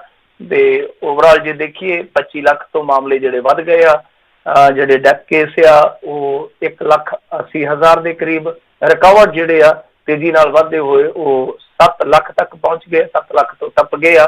ਫਿਰ ਇਸ ਤੋਂ ਇਲਾਵਾ ਜੇ ਗੱਲ ਕਰੀਏ ਇੰਡੀਆ ਦੀ, ਤਾਂ ਇੰਡੀਆ ਦੇ ਜਿਹੜੇ ਮਾਮਲੇ ਆ ਉਹ 20,000 ਨੂੰ ਕ੍ਰਾਸ ਕਰ ਚੁੱਕੇ ਆ। ਮੌਤਾਂ ਜਿਹੜੀਆਂ ਉਹ 650 ਦੇ ਕਰੀਬ ਹੋ ਚੁੱਕੀਆਂ। ਦੂਜੀਆਂ ਮੋਟੀਆਂ ਗੱਲਾਂ ਅੱਜ ਦੀਆਂ ਇਹ ਸੀਗੀਆਂ ਕਿ ਭਾਰਤ ਸਰਕਾਰ ਨੇ ਕੁਝ ਫੈਸਲੇ ਲਏ। ਉਸ ਤੋਂ ਪਹਿਲਾਂ ਤੁਹਾਨੂੰ ਪਤਾ ਹੀ ਆ ਕਿ ਅਮਰੀਕਾ ਵਾਲੇ ਵੀ ਫੱਟੇ ਚੱਕੀ ਜਾਂਦੇ ਆ, ਕਹਿੰਦੇ ਇੱਥੇ ਵੈਕਸੀਨ ਬਣਾਉਣ ਦੇ ਅਸੀਂ ਬਹੁਤ ਨੇੜੇ ਪਹੁੰਚ ਚੁੱਕੇ ਹਾਂ। ਅੱਜ ਉਹਨਾਂ ਨੇ ਆਖਿਆ ਕਿ ਬਹੁਤ ਜਲਦੀ ਅਸੀਂ ਵੈਕਸੀਨ ਵੀ ਬਣਾ ਲਾਂਗੇ। ਉਹ ਥੋੜਾ ਜਿਹਾ ਜਦੋਂ ਇਸ ਤਰ੍ਹਾਂ ਦਾ ਬੁੱਲਾ ਆਉਂਦਾ ਤੇ ਲੋਕ ਇੰਡੀਆ 'ਚ ਬੈਠੇ ਵੀ ਕਹਿੰਦੇ ਬੱਲੇ ਬੱਲੇ ਹੁਣ ਅਮਰੀਕਾ ਵਾਲੇ ਟੀਕਾ ਬਣਾ ਲੈਣਗੇ, ਤਾਂ ਉਹ ਇੱਥੇ ਵੀ ਥੋੜਾ ਜਿਹਾ ਨਾ ਠੰਡਾ ਜਿਹਾ ਸਾਹ ਲੈਂਦੇ ਆ ਲੋਕ। ਤੇ ਜਸਟਿਨ ਟਰੂਡੋ ਵੱਲੋਂ ਜਿਹੜੀਆਂ ਹੈਗੀਆਂ ਨੇ ਬਿਨਾਂ ਮੁਨਾਫਾ ਵਾਲੀਆਂ ਸੰਸਥਾਵਾਂ ਜਿਹੜੀਆਂ, ਉਹਨਾਂ ਨੂੰ $350 ਮਿਲੀਅਨ ਦੇਣ ਦਾ ਐਲਾਨ ਕੀਤਾ ਗਿਆ, ਕਿਉਂਕਿ ਉਹ ਸੇਵਾ ਦੇ ਵਿੱਚ ਲੱਗੇ ਹੋਏ ਸਨ। ਤਾਂ ਪਾਕਿਸਤਾਨ ਦੇ ਪ੍ਰਧਾਨ ਮੰਤਰੀ ਜਾਨੀ ਖਾਨ ਸਾਹਿਬ ਜਿਹੜੇ ਆ ਆਈਸੋਲੇਸ਼ਨ 'ਚ ਚਲੇ ਗਏ, ਜਿਨ੍ਹਾਂ ਬਾਰੇ ਚਰਚਾ ਆਪਾਂ ਕੱਲ ਵੀ ਕੀਤੀ ਸੀਗੀ। ਤਾਂ ਇੰਡੀਆ ਦੇ ਲਿਹਾਜ਼ ਨਾਲ ਵੇਖੀਏ ਤਾਂ ਅਮਰਨਾਥ ਯਾਤਰਾ ਬਹੁਤ ਵੱਡਾ ਇੱਕ ਕਹੀਏ ਕਿ ਧਾਰਮਿਕ ਸਥਾਨ ਆ, ਜਿੱਥੇ ਹਰੇਕ ਸਾਲ ਬਹੁਤ ਵੱਡੀ ਤਾਦਾਦ 'ਚ ਯਾਤਰਾ ਕਰੀ ਜਾਂਦੀ ਹੈ। ਤਾਂ ਉਹ ਯਾਤਰਾ ਜਿਹੜੀ ਹੈ ਇਸ ਵਾਰ ਨਹੀਂ ਹੋਏਗੀ। ਇਹ ਸਭ ਤੋਂ ਵੱਡੀ ਖਬਰ ਆ ਕਿ ਅਮਰਨਾਥ ਯਾਤਰਾ ਜਿਹੜੀ ਉਹ ਇਸ ਵਾਰ ਰੱਦ ਕਰ ਦਿੱਤੀ ਗਈ ਆ। ਦੂਜਾ, ਮੋਦੀ ਸਰਕਾਰ ਦਾ ਅੱਜ ਵੱਡਾ ਫੈਸਲਾ ਆ ਕਿ ਜੇ ਕੋਈ ਡਾਕਟਰਾਂ ਤੇ ਹਮਲਾ ਕਰੂਗਾ ਤਾਂ ਉਹਨੂੰ 7 ਸਾਲ ਤੱਕ ਦੀ ਕੈਦ ਕੀਤੀ ਜਾ ਸਕਦੀ ਹੈ, 5 ਲੱਖ ਰੁਪਈਆ ਤੱਕ ਦਾ ਜੁਰਮਾਨਾ ਲਾਇਆ ਜਾ ਸਕਦਾ। ਤਾਂ ਇਹ ਠੀਕ ਆ, ਪਰ ਇਹ ਨਹੀਂ ਹੈ ਕਿ ਡਾਕਟਰ ਜਿਹੜੇ ਆ ਉਹ ਜਣਾ ਖਣਾ ਕੋਈ ਮਾੜਾ ਮੋਟਾ ਕੋਈ ਵਿਚਾਰਾ ਕੋਈ ਦਵਾਈ ਦੱਪਾ ਮੰਗੇ ਤੇ ਕੋਈ ਗੁੱਸੇ ਰਾਜੀ ਹੋ ਕੇ ਉਹਦੇ ਤੇ ਪਰਚਾ ਕਰਾ ਦੇਣ। ਇਸ ਤਰ੍ਹਾਂ ਨਹੀਂ ਹੋਣਾ ਚਾਹੀਦਾ। ਜੇ ਕੋਈ ਸੱਚੀਓ ਡਾਕਟਰਾਂ ਦੇ ਨਾਲ ਇਸ ਤਰ੍ਹਾਂ ਦਾ ਵਿਹਾਰ ਕਰਦਾ, ਉਹਦੇ ਤੇ ਮਾਮਲਾ ਜਿਹੜਾ ਉਹ ਹੋਣਾ ਚਾਹੀਦਾ। ਫਿਰ ਇਸ ਤੋਂ ਇਲਾਵਾ ਵੱਡੀ ਖਬਰ ਜਿਹੜੀ ਆਈ ਅੱਜ, ਇਹ ਆਈ ਆ ਕਿ ਭਾਰਤ ਦੇ ਜਿਹੜੇ ਸਾਡੇ ਚੋਣ ਕਮਿਸ਼ਨਰ ਆ ਉਹ ਹੀ ਅਮਰੀਕਾ 'ਚ ਫਸੇ ਹੋਏ ਕਈ ਦਿਨਾਂ ਦੇ, ਉਹ ਹੀ ਨਹੀਂ ਕੱਢ ਕੇ ਲਿਆਂਦੇ ਗਏ। ਹੁਣ ਚੇਤਾ ਆਇਆ ਕਿ ਸਾਡਾ ਚੋਣ ਕਮਿਸ਼ਨਰ ਤੇ ਉੱਥੇ ਹੀ ਰਹਿ ਗਿਆ ਕਿਉਂਕਿ ਨਿੱਜੀ ਯਾਤਰਾ ਤੇ ਸੀਗਾ। ਤੇ ਦੂਸਰੇ ਪਾਸੇ ਰਾਜਸਥਾਨ ਦੇ ਵਿੱਚ ਫਰਜ਼ੀ ਸੰਦੇਸ਼ ਫੈਲਾਉਣ ਵਾਲੇ, ਮਤਲਬ ਕਿ ਰਿਊਮਰ ਵਾਲੇ ਉਹੀ ਮਾਮਲੇ, ਤਾਂ 144 ਲੋਕਾਂ ਨੂੰ ਇਹਦੇ ਵਿੱਚ ਗ੍ਰਿਫਤਾਰ ਕੀਤਾ ਗਿਆ। ਕਰੋਨਾ ਦੀ ਜਿਹੜੀ ਦਹਿਸ਼ਤ ਆ ਉਹ ਇਸ ਵੇਲੇ ਲੋਕਾਂ ਦੇ ਸਿਰ ਚੜ੍ਹ ਕੇ ਬੈਠੀ ਆ। ਭੋਪਾਲ ਦੇ ਵਿੱਚ ਇੱਕ ਪੁੱਤ ਪਿਓ ਨੂੰ ਅੱਗ ਦੇਣ ਤੋਂ ਭੱਜ ਗਿਆ, ਮਤਲਬ ਕਿ ਚਿਖਾ ਕੇ ਜਦੋਂ ਉਹਨੂੰ ਸੱਦਿਆ ਗਿਆ ਕਿ ਆ ਕੇ ਭਾਈ ਤੂੰ ਮੁੱਖ ਅਗਨੀ ਦੇ ਦੇ, ਤਾਂ ਉਹ ਕਹਿੰਦਾ ਕਿ ਭਾਈ ਮੈਂ ਨਹੀਂ। ਤਾਂ ਉਹਦੀ ਮਾਂ ਨੇ ਵੀ ਸਾਥ ਦਿੱਤਾ, ਉਹ ਕਹਿੰਦੇ ਕਿ ਤੁਸੀਂ ਵੀ ਮੇਰੇ ਪੁੱਤ ਆ ਗਏ ਹੋ ਤੇ ਤੁਸੀਂ ਆਪ ਹੀ ਕਰ ਦਿਓ, ਸਾਰਾ ਕੁਝ ਕਰ ਦਿਓ, ਮੇਰਾ ਪੁੱਤ ਨਹੀਂ ਜਾਊਗਾ। ਤਾਂ ਉਹਨਾਂ ਨੇ ਬਹੁਤ ਸਮਝਾਇਆ ਪ੍ਰਸ਼ਾਸਨ ਵਾਲਿਆਂ ਨੇ ਕਿ ਦੇਖੋ ਮੋਰਚਰੀ 'ਚ ਵੀ ਬੰਦੇ ਆ, ਅਸੀਂ ਆਏ ਹਾਂ, ਅਸੀਂ ਵੀ ਬੰਦੇ ਆ, ਕੋਈ ਗੱਲ ਨਹੀਂ ਹੈ, ਤੂੰ ਆ, ਸਾਰਾ ਤੈਨੂੰ ਅਸੀਂ ਪ੍ਰੋਟੈਕਟ ਕਰਾਂਗੇ। ਪਰ ਉਹਨੇ ਕਿਹਾ ਕਿ ਨਹੀਂ। ਖੈਰ, ਇਹ ਹੈ ਕਰੋਨਾ ਦੀ ਦਹਿਸ਼ਤ। ਤਾਂ ਦੂਸਰੇ ਪਾਸੇ ਮੌਲਾਨਾ ਸਾਦ ਨੇ ਅੱਜ ਵੱਡਾ ਐਲਾਨ ਕਰ ਦਿੱਤਾ। ਸਾਦ ਸਾਹਿਬ ਕਹਿੰਦੇ ਕਿ ਤਬਲੀਗੀ ਜਿਹੜੇ ਸਾਡੇ ਠੀਕ ਹੋਏ ਆ ਤੇ ਬਹੁਤ ਸਾਰੇ ਤਬਲੀਗੀ ਜਿਹੜੇ ਕੁਆਰੰਟੀਨ ਦੇ ਵਿੱਚ ਆ, ਅਸੀਂ ਆਪਣਾ ਪਲਾਜ਼ਮਾ ਜਿਹੜਾ ਉਹ ਡੋਨੇਟ ਕਰਾਂਗੇ। ਤਾਂ ਉਹਨਾਂ ਨੇ ਵੀ ਪਤਾ ਨਹੀਂ ਕਿੱਥੋਂ ਸੰਦੇਸ਼ ਜਾਰੀ ਕੀਤਾ, ਪਰ ਸੰਦੇਸ਼ ਜਾਰੀ ਕਰਕੇ ਇਹ ਦੱਸਣ ਦਾ ਯਤਨ ਕੀਤਾ ਕਿ ਅਸੀਂ ਭਾਈ ਇਨਸਾਨੀਅਤ ਦੇ ਹੱਕ 'ਚ ਖਲੋਤੇ ਆ। ਤਾਂ ਉਹਨਾਂ ਦਾ ਹੁਣ ਪਲਾਜ਼ਮਾ ਕੌਣ ਲਊਗਾ, ਦੇਖਦੇ ਆ ਕਿ ਇਸ ਤਰ੍ਹਾਂ ਦੀ ਪੇਸ਼ਕਸ਼ ਨੂੰ ਪ੍ਰਵਾਨ ਕੀਤਾ ਜਾਂਦਾ ਜਾਂ ਨਹੀਂ। ਤਾਂ ਇੱਧਰ PGI 'ਚ ਦਾਖਲ ਇੱਕ 6 ਮਹੀਨਿਆਂ ਦੀ ਬੱਚੀ ਜਿਹੜੀ ਆ ਉਹ ਕਰੋਨਾ ਵਾਇਰਸ ਤੋਂ ਪੀੜਤ ਪਾਈ ਗਈ। ਇਹ ਬੱਚੀ ਦਿਲ ਦੇ ਰੋਗ ਤੋਂ ਪੀੜਤ ਸੀਗੀ, ਲਿਆਂਦੀ ਗਈ ਸੀਗੀ ਇਸ ਵਾਸਤੇ, ਪਰ ਬੱਚੀ ਕਿਸ ਤਰ੍ਹਾਂ ਉੱਥੇ ਪੋਜ਼ਿਟਿਵ ਹੋ ਗਈ, ਇੱਕ ਭੇਤ ਬਣਿਆ ਹੋਇਆ ਹੈ। ਦੂਸਰੇ ਪਾਸੇ ਜਲੰਧਰ ਦੇ ਵਿੱਚ ਅੱਜ ਜਿਹੜੇ ਵਿਧਾਇਕ ਹੈ ਰਜਿੰਦਰ ਵੇਰੀ, ਫਿਰ ਮੇਅਰ ਜਗਦੀਸ਼ ਰਾਜਾ, ਇਹਨਾਂ ਨੂੰ ਪਰਿਵਾਰਾਂ ਸਮੇਤ ਕੁਆਰੰਟੀਨ ਕਰ ਦਿੱਤਾ ਗਿਆ ਕਿਉਂਕਿ ਮੇਹਰ ਦੇ ਜਿਹੜੇ OSD ਸੀਗੇ ਉਹ ਪੋਜ਼ਿਟਿਵ ਆਏ ਆ। ਤੇ ਲੁਧਿਆਣਾ ਜ਼ਿਲ੍ਹਾ ਪ੍ਰਸ਼ਾਸਨ ਨੇ ਪੱਤਰਕਾਰਾਂ ਦਾ ਕਰੋਨਾ ਟੈਸਟ ਜਿਹੜਾ ਕਰਵਾਉਣ ਦਾ ਫੈਸਲਾ ਲਿਆ ਸੀਗਾ ਉਹ ਵਾਪਸ ਲੈ ਲਿਆ। ਕਿਉਂ? ਕਿਉਂਕਿ ਕਿੱਟਾਂ ਖਰਾਬ ਨਿਕਲੀਆਂ। ਤਾਂ ਕਿੱਟਾਂ ਕਿਹਨਾਂ ਨੇ ਘੱਲੀਆਂ ਸੀ? ਉਹ ਚਾਈਨਾ ਵਾਲਿਆਂ ਨੇ। ਮੈਂ ਤੁਹਾਨੂੰ ਦੱਸਿਆ ਸੀ ਵਿੱਚੋਂ ਕੋਈ ਗੁੱਜਾ ਭੇਤ ਨਿਕਲਣਾ, ਉਹ ਕਿੱਟਾਂ ਘੱਲੀਆਂ ਸੀ ਚਾਈਨਾ ਵਾਲਿਆਂ ਨੇ। ਤੇ ਚਾਈਨਾ ਵਾਲੇ ਤਾਂ ਤੁਹਾਨੂੰ ਪਤਾ ਨਾ ਕਿੰਨੇ ਨਖੱਤੇ ਆ, ਉਹਨਾਂ ਨੇ ਤੇ ਅੰਡਰਵੀਅਰਾਂ ਦੇ ਮਾਸਕ ਬਣਾ ਕੇ ਭੇਜ ਦਿੱਤੇ ਸੀ ਆਪਣੇ ਯਾਰ ਦਿਲਦਾਰ ਪਾਕਿਸਤਾਨ ਨੂੰ, ਤੇ ਹੋਰ ਵੀ ਕਈ ਦੇਸ਼ ਉਹਨਾਂ ਦੇ ਹੱਥੋਂ ਪਿੱਟਦੇ ਸਨ। ਇਟਲੀ ਵਾਲਿਆਂ ਤੋਂ ਔਖੇ ਵੇਲੇ ਸਮਾਨ ਲਿਆ ਸੀ ਤੇ ਉਹੀਓ ਸਮਾਨ ਉਹਨਾਂ ਨੂੰ ਮੁੜ ਕੇ ਉਹਨਾਂ ਦੇ ਦੁੱਖ ਵੇਲੇ ਮੁੱਲ ਵੇਚਦਾ, ਕਹਿੰਦੇ ਯਾਰ ਚੰਗੀਆਂ ਯਾਰੀਆਂ ਕਮਾ ਰਹੇ ਹੋ ਤੁਸੀਂ। ਤਾਂ ਖੈਰ ਇਹਨਾਂ ਨੇ ਲਈਆਂ ਸੀ 7 ਲੱਖ ਕਿੱਟਾਂ, ਉਹ ਨਿਕਲੀਆਂ ਮਾੜੀਆਂ ਕਿਉਂਕਿ ਉਹਨਾਂ ਦਾ ਜਿਹੜਾ ਫਰਕ ਆ ਉਹ ਮਤਲਬ ਕਿ 1 ਤੋਂ 70% ਜਿਹੜੀ ਹੈ ਉਹ ਗਲਤ ਦੱਸ ਰਹੀਆਂ। ਅੰਦਾਜ਼ਾ ਕਿ 1 ਤੋਂ 70% ਗਲਤ ਉਹਨਾਂ ਦਾ ਨਿਕਲ ਰਿਹਾ ਰਿਜ਼ਲਟ। ਸੋ ਇਸ ਕਰਕੇ ਇਹ ਕੰਮ ਜਿਹੜਾ ਟਾਲ ਦਿੱਤਾ ਗਿਆ। ਤਾਂ ਦੂਜੇ ਪਾਸੇ ਜੇ ਆਪਾਂ ਵੇਖੀਏ ਪੰਜਾਬ ਦੀ ਟੈਸਟਿੰਗ ਜਿਹੜੀ ਆ ਉਹ ਇਹਦੇ ਨਾਲ ਪ੍ਰਭਾਵਿਤ ਹੋ ਸਕਦੀ ਹੈ ਕਿਉਂਕਿ ਕਾਫੀ ਰੈਪਿਡ ਟੈਸਟਿੰਗ ਜਿਹੜੀ ਆ ਉਹ ਇੱਥੇ ਹੋ ਰਹੀ ਸੀਗੀ। ਤਾਂ ਦੂਸਰੇ ਪਾਸੇ ਗੱਲ ਕਰੀਏ SCPC ਦੀ, ਉਹਨਾਂ ਨੇ ਅੱਜ ਵੱਡਾ ਐਲਾਨ ਕੀਤਾ। ਉਹ ਕਹਿੰਦੇ ਆ ਕਿ ਜਿਹੜੇ ਫਰੰਟ ਲਾਈਨ ਤੇ ਲੜਦੇ ਆ, ਚਾਹੇ ਉਹ ਪੁਲਿਸ ਵਾਲੇ ਹੋਣ, ਮੀਡੀਆ ਕਰਮਚਾਰੀ ਹੋਣ, ਚਾਹੇ ਉਹ ਸਿਹਤ ਮਹਿਕਮੇ ਵਾਲੇ ਹੋਣ, ਉਹਨਾਂ ਦੇ ਬੱਚਿਆਂ ਵਾਸਤੇ ਅਸੀਂ ਮੁਫਤ ਪੜ੍ਹਾਈ ਦੇਵਾਂਗੇ। Guru Ramdas medical college paramedical ਜੋ ਸਟਾਫ ਦਾ ਕੋਰਸ ਹੁੰਦਾ ਉਹਦੇ ਵਾਸਤੇ ਉਹ ਕਹਿੰਦੇ ਕਿ ਅਸੀਂ ਫ੍ਰੀ ਵਿੱਦਿਆ ਦੇਵਾਂਗੇ। ਤਾਂ ਇਹ ਮੇਰੇ ਖਿਆਲ ਦੇ ਨਾਲ ਅੱਛਾ ਫੈਸਲਾ। ਦੇਖੋ SCPC ਦੀ ਜਿੰਨੀ ਮਰਜ਼ੀ ਨਿਖੇਧੀ ਕਰੀਏ, ਵੈਸੇ ਤੇ ਉਮਰਾਂ ਨੰਗਲ ਨੂੰ ਸਰੋਪੇ ਦੇਣ ਦਾ ਮਾਮਲਾ ਬਹੁਤ ਭਖਿਆ ਹੋਇਆ, ਪਰ ਫਿਰ ਵੀ ਕੁਝ ਚੰਗਾ ਹੁੰਦਾ ਤਾਂ ਚੰਗਾ ਜ਼ਰੂਰ ਕਹਿਣਾ ਚਾਹੀਦਾ, ਵਧੀਆ ਚੀਜ਼ ਆ। ਦੇਖੋ ਪੇਸ਼ਕਸ਼ ਕਿਸ ਨੇ ਪ੍ਰਵਾਨ ਕਰਨੀ ਹੈ, ਕਿਸ ਨੇ ਨਹੀਂ ਕਰਨੀ, ਉਹ ਵੱਖਰੀ ਗੱਲ ਆ। ਪੇਸ਼ਕਸ਼ ਕਰਨੀ ਵੀ ਇਹੋ ਜਿਹੇ ਦੌਰ ਦੇ ਵਿੱਚ ਇੱਕ ਬਹੁਤ ਵੱਡੀ ਵਧੀਆ ਗੱਲ ਹੈ, ਬਹੁਤ ਵੱਡੀ ਗੱਲ ਆ। ਤੇ ਇਸ ਤੋਂ ਇਲਾਵਾ ਅਕਾਲੀ ਦਲ ਨੇ ਅੱਜ ਤਰਕੀਬ ਦੱਸੀ ਆ ਪੰਜਾਬ ਦੇ ਵਿੱਚ, ਉਹ ਕਹਿੰਦੇ ਕਿ ਕਿਸ ਤਰ੍ਹਾਂ ਕਰਫਿਊ ਤੋਂ ਰਾਹਤ ਦਿੱਤੀ ਜਾ ਸਕਦੀ ਹੈ। ਤਾਂ ਉਹ ਤੋਂ ਤਰਕੀਬ ਜਿਹੜੀ ਆ ਹੁਣ ਬਈ ਹੋ ਗਈ ਆ, ਮਤਲਬ ਕਿ ਜਿਸ ਤਰ੍ਹਾਂ ਦੀ ਅੱਗੇ ਤਰਕੀਬ ਲੋਕ ਹੀ ਦੱਸਦੇ ਸਨ ਕਿ ਕੁਝ ਖਾਸ ਇਲਾਕੇ ਜਿਹੜੇ ਹੌਟਸਪੌਟ ਹੋਣ ਉਹ ਚੁਣ ਲਓ ਭੂਗੋਲਿਕ ਤੌਰ ਤੇ, ਚਾਹੇ ਉਹ ਪਿੰਡ ਹੋਣ ਚਾਹੇ ਸ਼ਹਿਰੀ ਇਕਾਈ ਹੋਵੇ, ਤਾਂ ਉਹਨਾਂ ਨੂੰ ਸੀਲ ਕਰਕੇ ਦੂਸਰੀਆਂ ਥਾਵਾਂ ਤੇ ਐਕਟੀਵਿਟੀਜ਼ ਜਿਹੜੀਆਂ ਨੇ ਉਹ ਸ਼ੁਰੂ ਕਰਵਾ ਦਿੱਤੀਆਂ ਜਾਣ। ਇਹ ਅਕਾਲੀ ਦਲ ਨੇ ਰਾਏ ਦਿੱਤੀ ਹੈ। ਇਸ ਤੋਂ ਇਲਾਵਾ ਅੱਜ ਇਹ ਖਬਰ ਆਈ ਆ ਕਿ ਕੈਨੇਡਾ ਵਾਸੀਆਂ ਦੀ ਵਾਪਸੀ ਲਈ ਕਤਰ ਹਵਾਈ ਕੰਪਨੀ ਵੱਲੋਂ ਹਵਾਈ ਅੱਡਾ ਰਾਜਾ ਸਾਂਸੀ ਤੋਂ ਵਿਸ਼ੇਸ਼ ਉਡਾਨਾਂ ਚਲਾਉਣ ਦਾ ਪ੍ਰੋਗਰਾਮ ਉਲੀਕਿਆ ਗਿਆ। ਕਦੋਂ ਨੇਪਰੇ ਚੜ੍ਹਦਾ ਦੇਖਣਾ ਹੋਏਗਾ। ਤੇ ਦੂਜੇ ਪਾਸੇ ਇੱਕ ਚੰਗੀ ਖਬਰ ਆਈ ਆ, ਅੱਛੀ ਖਬਰ ਆਈ ਆ, ਉਹ ਇਹ ਆ ਕਿ ਨਵਾਂ ਸ਼ਹਿਰ ਨੂੰ ਕਰੋਨਾ ਤੋਂ ਰਾਹਤ ਮਿਲੀ ਆ। ਸਾਰੇ ਦੇ ਸਾਰੇ ਮਰੀਜ਼ ਜਿਹੜੇ ਆ ਉਹ ਸਿਹਤਯਾਬ ਹੋਏ ਆ। ਤਾਂ ਜੇ ਨਵਾਂ ਸ਼ਹਿਰ ਜਿਹੜਾ ਕਿ ਸਭ ਤੋਂ ਪਹਿਲਾਂ ਬਦਨਾਮ ਹੀ ਕਰ ਦਿੱਤਾ ਸੀ ਪੰਜਾਬੀਆਂ ਨੇ, ਖਾਸ ਤੌਰ ਤੇ ਸਾਡੇ ਮੀਡੀਆ ਨੇ, ਜੇ ਉਹ ਜਿੱਤ ਪ੍ਰਾਪਤ ਕਰ ਸਕਦਾ ਤਾਂ ਦੂਸਰੇ ਜ਼ਿਲ੍ਹਿਆਂ ਨੂੰ ਵੀ ਪ੍ਰੇਰਨਾ ਲੈਣੀ ਚਾਹੀਦੀ ਹੈ ਜੀ। ਜੀ ਜੀ ਜੀ। ਤੇ ਅਗਲੀ ਜਿਹੜੀ ਮਿੰਟੂ ਜੀ ਆਪਾਂ ਗੱਲ ਕਰਦੇ, ਕਹਿੰਦੇ ਹਜੂਰ ਸਾਹਿਬ ਦੇ ਵਿੱਚ ਫਸੀ ਸੰਗਤ ਦੀ ਘਰ ਵਾਪਸੀ ਦਾ ਵੀ ਰਾਹ ਪੱਧਰਾ। ਹਾਂਜੀ ਦੇਖੋ, ਇਹ ਕਾਫੀ ਲੰਮੇ ਸਮੇਂ ਤੋਂ ਉੱਥੇ ਫਸੇ ਹੋਏ ਸਨ। ਵਿੱਚ ਕੁਝ ਜ਼ਿਮੀਂਦਾਰਾਂ ਕਰਨ ਵਾਲੇ ਵੀ ਹੋਣਗੇ, ਕਿਸਾਨੀ ਕਰਨ ਵਾਲੇ ਵੀ ਹੋਣਗੇ। ਵਾਢੀਆਂ ਜਿਹੜੀਆਂ ਉਹ ਤਕਰੀਬਨ 20-25% ਤੇ ਮੁੱਕ ਚੁੱਕੀਆਂ ਹੋਣ। ਚਲੋ ਆ ਕੇ ਬੰਦਾ ਤੂੜੀ ਤੰਦ ਆਪਦਾ ਸਾਂਭ ਲੈਂਦਾ ਜਿਹੜਾ ਕੋਈ ਕਿਸਾਨੀ ਨਾਲ ਜੁੜਿਆ। ਸੋ ਬਹੁਤ ਦੇਰ ਕਰ ਦਿੱਤੀ ਇਹਨਾਂ ਨੇ। ਤਾਂ ਫਿਰ ਇਹ ਹੁਣ ਖਬਰ ਅੱਛੀ ਆਈ ਆ, ਖਬਰ ਇਹੋ ਆਈ ਆ ਕਿ ਕੇਂਦਰ ਨੇ ਆਖਿਆ ਕਿ ਅਸੀਂ ਪ੍ਰਬੰਧ ਕਰ ਦਿਆਂਗੇ ਸਾਰਾ ਕੁਝ। ਇਹਨਾਂ ਨੇ ਕੈਪਟਨ ਅਮਰਿੰਦਰ ਸਿੰਘ ਹੋਰਾਂ ਨੇ ਆਖਿਆ ਕਿ ਮੈਨੂੰ ਮਹਾਰਾਸ਼ਟਰ ਦੇ ਜਿਹੜੇ ਹੋਮ ਮਿਨਿਸਟਰ ਆ ਉਹਨਾਂ ਦਾ ਪੱਤਰ ਆ ਗਿਆ, ਸੱਦਾ ਪੱਤਰ ਆ ਗਿਆ ਕਿ ਭਾਈ ਹਾਂ ਤੁਸੀਂ ਆਪਣੇ ਬੰਦੇ ਜਿਹੜੇ ਤੋਂ ਕੱਢ ਸਕਦੇ ਹੋ, ਤੇ ਅਸੀਂ ਪ੍ਰਬੰਧ ਕਰ ਰਹੇ ਹਾਂ, ਬਹੁਤ ਜਲਦੀ ਅਸੀਂ ਬੱਸਾਂ ਭੇਜ ਰਹੇ ਹਾਂ। ਤਾਂ ਦੂਸਰੇ ਪਾਸਿਓਂ ਬੀਬਾ ਹਰਸਿਮਰਤ ਕੌਰ ਬਾਦਲ ਵੀ ਬੋਲ ਪਏ ਕੁਝ ਮਿੰਟਾਂ ਬਾਅਦ। 24 ਕੁ ਮਿੰਟ ਲਏ ਉਹਨਾਂ ਨੇ, ਉਹ ਵੀ ਮੇਰੇ ਖਿਆਲ ਦੇ ਨਾਲ ਕਿਤੇ ਰੁੱਝੇ ਹੋਣੇ ਆ, ਨਹੀਂ ਤੇ 24 ਮਿੰਟ ਪੈਰ ਨਹੀਂ ਦਿੰਦੇ ਕੈਪਟਨ ਸਾਹਿਬ ਦੇ ਟਵੀਟ ਤੇ, ਤਾਂ 68 ਟਵੀਟ ਆ ਜਾਂਦਾ ਉਹਨਾਂ ਦਾ। ਤਾਂ ਉਹ ਕਹਿੰਦੇ ਕਿ ਅਸੀਂ ਅੱਜ ਗ੍ਰਹਿ ਮੰਤਰੀ ਅਮਿਤ ਸ਼ਾਹ ਨੂੰ ਮਿਲ ਕੇ ਉਹਨਾਂ ਦਾ ਧੰਨਵਾਦ ਕਰਕੇ ਆਏ ਹਾਂ ਤੇ ਉਹਨਾਂ ਨੇ ਹਜ਼ੂਰ ਸਾਹਿਬ ਵਿੱਚ ਫਸੇ ਸ਼ਰਧਾਲੂਆਂ ਨੂੰ ਛੇਤੀ ਪੰਜਾਬ ਭੇਜਣ ਦੀ ਮਹਾਰਾਸ਼ਟਰ ਦੇ ਮੁੱਖ ਮੰਤਰੀ ਨਾਲ ਗੱਲਬਾਤ ਕੀਤੀ ਆ। ਹੁਣ ਉਹ ਕਹਿੰਦੇ ਆ ਕਿ ਮੈਨੂੰ ਹੋਮ ਮਿਨਿਸਟਰ ਨੇ ਕਿਹਾ, ਇਹ ਕਹਿੰਦੇ ਕਿ ਅਸੀਂ ਉਹ ਹੀ ਸਾਰਾ ਕੁਝ ਕਰਵਾਇਆ। ਸੋ ਜਾਨੀ ਕ੍ਰੈਡਿਟ ਵਾਰ ਵੀ ਜਿਹੜੀ ਆ ਨਾਲ ਦੀ ਨਾਲ ਚੱਲ ਪਈ। ਪਰ ਜਿਹਨੇ ਵੀ ਕਰਵਾਇਆ ਧੰਨਵਾਦ। ਕਿਉਂਕਿ ਦੇਖੋ ਸਾਡੀ ਸਿਆਸਤ ਜਿਹੜੀ ਹੈ, ਸਾਡੀ ਰਾਜਨੀਤੀ ਹੈ ਜਿਹੜੀ, ਉਹ ਐਸੇ ਮੁਕਾਮ ਤੇ ਪਹੁੰਚੀ ਖਲੋਤੀ ਆ ਕਿ ਰਾਸ਼ਨ ਵੰਡਣ ਤੋਂ ਵੀ ਲੜੀ ਜਾਂਦੇ ਆ, ਇੱਕ ਦੂਜਿਆਂ ਤੇ ਪਰਚੇ ਤੱਕ ਕਰਵਾਈ ਜਾਂਦੇ ਆ। ਤਾਂ ਇਹ ਚੀਜ਼ ਜਿਹੜੀ ਆ ਨਾ ਉਹ ਨਹੀਂ ਹੋਣੀ ਚਾਹੀਦੀ। ਤੁਸੀਂ ਮੁਸੀਬਤ ਦੇ ਵਿੱਚ ਸਗੋਂ ਰਲ ਕੇ ਕੰਮ ਕਰੋ, ਇੱਕ ਮਿਸਾਲ ਪੈਦਾ ਕਰੋ ਕਿ ਹਾਂ ਸਾਡੀ ਰਾਜਨੀਤੀ ਭਾਈ ਚੱਲਦੀ ਆ, ਅਸੀਂ ਜੋ ਮਰਜ਼ੀ ਕਰੀ ਚੱਲੀਏ। ਪਰ ਜਦੋਂ ਪੰਜਾਬ ਵਿਪਤਾ 'ਚ ਹੋਊਗਾ, ਜਦੋਂ ਪੰਜਾਬੀਅਤ ਵਿਪਤਾ 'ਚ ਹੋਊਗੀ, ਜਦੋਂ ਸਾਡਾ ਸਮਾਜ ਵਿਪਤਾ 'ਚ ਹੋਊਗਾ, ਉਦੋਂ ਅਸੀਂ ਦੋਵੇਂ ਧਿਰਾਂ ਜਾਂ ਤਿੰਨੇ ਧਿਰਾਂ ਇਕੱਠੀਆਂ ਖਲੋਤੀਆਂ। ਤਾਂ ਫਿਰ ਲੋਕ ਵੀ ਯਕੀਨ ਕਰਨ ਕਿ ਹਾਂ ਯਾਰ ਸਾਡੇ ਰਾਜਨੀਤਿਕ ਲੋਕ ਜਿਹੜੇ ਆ ਉਹ ਵਾਕਿਆ ਸਾਡੀ ਸ਼ਾਦੀ ਭਰਦੇ ਆ, ਦੁੱਖਾਂ 'ਚ ਵੀ ਸੁੱਖਾਂ 'ਚ ਵੀ ਉਹ ਸਾਡੇ ਨਾਲ ਖਲੋਂਦੇ ਆ। ਤਾਂ ਇਹੋ ਜਿਹੀ ਮਿਸਾਲ ਪੇਸ਼ ਕਰਨ ਦਾ ਵੇਲਾ ਸੀਗਾ। ਪਰ ਇਹ ਆਪਸ ਦੇ ਵਿੱਚ ਲੜੀ ਜਾਂਦੇ ਆ, ਭਿੜੀ ਜਾਂਦੇ ਆ, ਟਵੀਟ ਹੋਈ ਜਾਂਦੇ ਆ। ਇਹ ਚੀਜ਼ਾਂ ਰੋਕਣ ਦੀ ਜ਼ਰੂਰਤ ਆ। ਜਿਹੜਾ ਵੀ ਲੈ ਕੇ ਆਇਆ, ਜਿਹਨੇ ਵੀ ਕੋਸ਼ਿਸ਼ ਕੀਤੀ ਆ, ਚਲੋ ਜਿਹੜੀ ਮਰਜ਼ੀ ਕੋਸ਼ਿਸ਼ ਨੂੰ ਫਲ ਪਿਆ, ਜਿਹਨੇ ਕੋਸ਼ਿਸ਼ ਕੀਤੀ ਆ ਚਾਹੇ ਉਹਦੀ ਕੋਸ਼ਿਸ਼ ਨੂੰ ਫਲ ਨਹੀਂ ਪਿਆ, ਅਸੀਂ ਕਹਿੰਦੇ ਕਿ ਧੰਨਵਾਦ। ਜਦੋਂ ਅਸੀਂ ਕਹੀ ਜਾਂਦੇ ਕਿ ਕ੍ਰੈਡਿਟ ਸਾਰਿਆਂ ਨੂੰ ਆ ਜਿਹਨੇ ਮੰਗ ਚੁੱਕੀ ਆ, ਪਰ ਅਸਲ ਦੇ ਵਿੱਚ ਇਹ ਮਾਮਲਾ ਚੁੱਕਿਆ ਸੀਗਾ ਸਭ ਤੋਂ ਪਹਿਲਾਂ ਮਜੀਠੀਆ ਨੇ ਮਾਮਲਾ ਚੁੱਕਿਆ ਸੀ। ਜਿਹਨੇ ਮਰਜ਼ੀ ਮੁਕਾਮ ਤੱਕ ਪਹੁੰਚਾਇਆ, ਅਸੀਂ ਸਭ ਦਾ ਸ਼ੁਕਰੀਆ ਕਰ ਦਿੰਦੇ ਆ। ਇਹਦੇ 'ਚ ਕੀ ਆ, ਪਰ ਇਸ ਵੇਲੇ ਕ੍ਰੈਡਿਟ ਵਾਰ ਦੇ ਵਿੱਚ ਨਹੀਂ ਉਲਝਣਾ ਚਾਹੀਦਾ।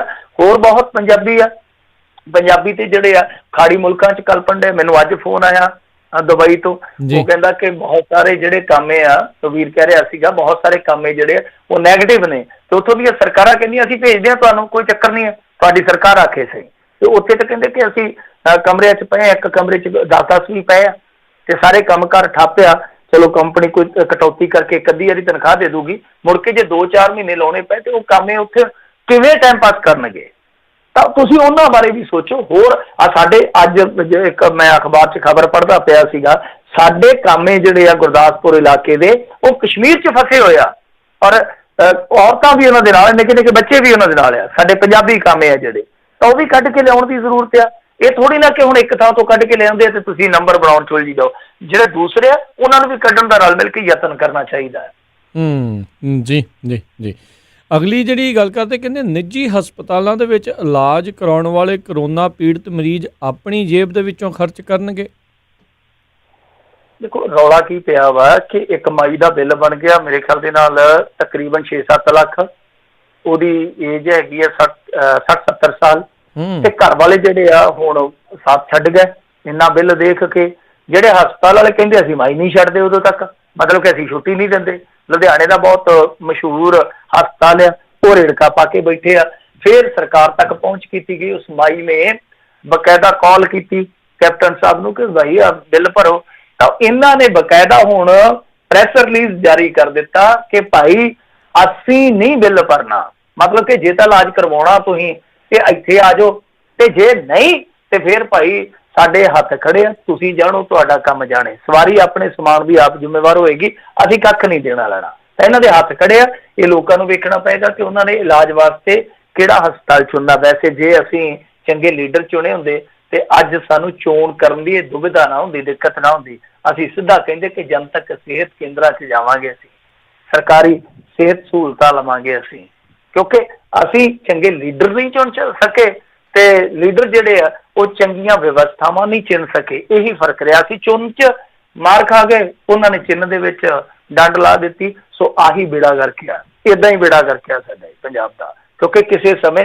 ਜੇ 80 ਦਾ ਦਹਾਕਾ ਵੇਖੋਗੇ, ਛੋਟੇ ਹੁੰਦਿਆਂ ਕੁਛ ਸਾਲ ਅਸੀਂ ਵੀ ਵੇਖਿਆ, ਬਹੁਤ ਵਧੀਆ ਸਿਹਤ ਵਿਵਸਥਾ ਸੀਗੀ ਸਾਡੇ ਪੰਜਾਬ ਦੀ, ਅਵਲ ਹੁੰਦੀ ਸੀਗੀ ਇੰਡੀਆ 'ਚੋਂ।